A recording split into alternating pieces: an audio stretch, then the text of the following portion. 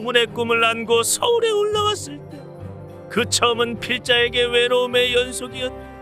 겨우 맞춘 보증금 300월 26만 원의 옥탑방, 철제 계단이라 눈 오던 날은 술 취해 여러 번 낮아빠진 그 상처, 이제 아련한 추억이 되어 그 당시 당연했던 풍경도 요즘 같아선 누렸다는 표현을 써야 할지도 모르겠다. 경제가 어떠니 신종 바이러스가 어떠니 해도 먹을 거 다 사먹고 놀 건 다 놀던 시대가 아니었다. 그때 당시 내 나이 20대 중반 즈음이었으니 뉴스는 쥐뿔 안 봐도 세상은 잘만 돌아가 보였다.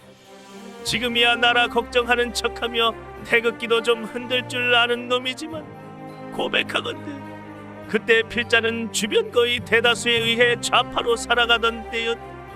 술자리에서는 틈만 나면 쥐박이 4대강 이야기에 조금 얼큰해지는 2차전 정도면 이미 이승만은 희대의 역적, 박정희는 악마도 그런 악마는 없다며 혀를 내두르는 톡. 균형 잡힐 새도 없이 그저 그들의 이야기에 입 딱 벌리고 들을 뿐이었다.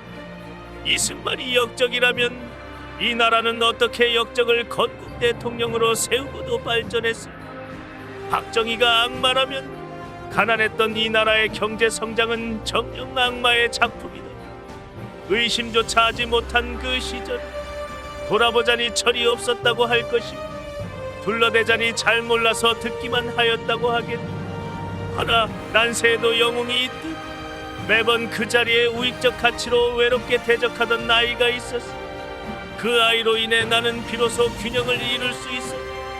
본디 사람에 대한 선입견을 견지하던 필자와는 달리 다른 이들은 그 아이의 평소 허무맹랑함을 근거로 그의 가치마저 무시하고 술이 과하여 정열이 샘솟을 때면 그 아이를 폭력적으로 대하기까지 하였는데, 자료를 찾아보고 이치를 따져보기를 반복한 필자는 결국 그 아이가 다른 것은 몰라도 그 우익적 가치는 옳았다는 걸 조금 알아가게 되었다.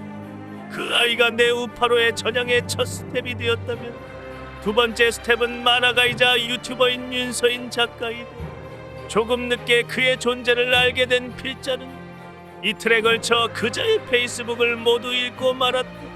그 때문에 역사에 기록된 사건에 대해 기존에 견지한 모든 생각의 틀이 바뀌게 되었다.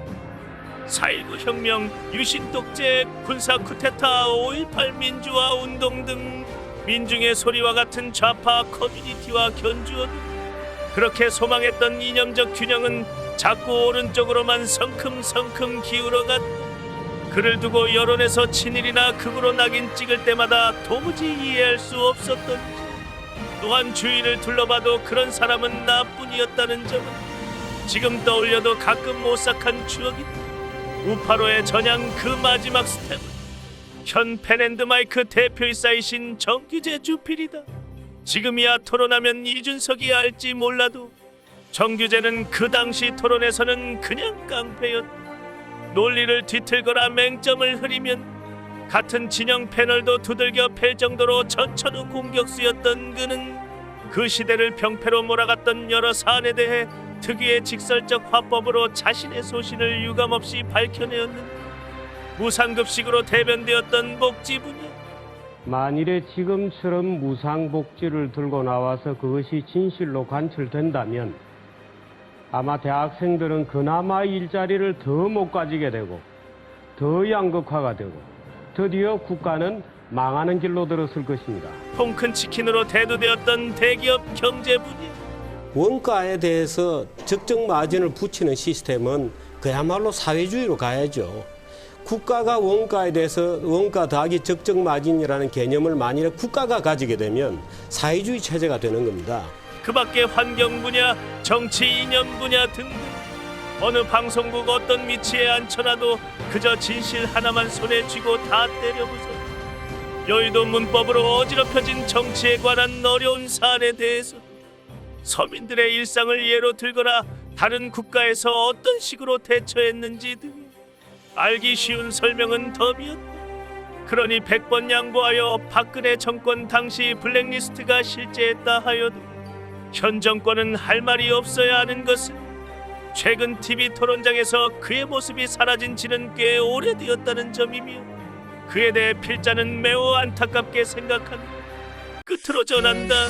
젊은 시절로 돌아가고 싶다고 하는 말들에 공감을 참 못하는 편이었지. 지금의 전향된 이념 체계를 탑재한 상태에서 과거의 나로 돌아갈 수 있다면 인생에 대해 좀 더 끈질겨 볼 걸 하는 후회는 좀 든다. 아직 젊은 당신이라면 이 영상을 통해 이념이라는 것은 정치인들에게 투표를 하는 국민의 주권 그 이상으로 나를 조금 더 올바르게 사랑하는 길이라 여겨주면 좋겠다.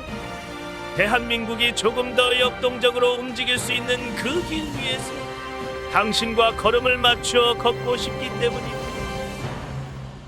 필자가 그대의 스텝이 되었길 바란다.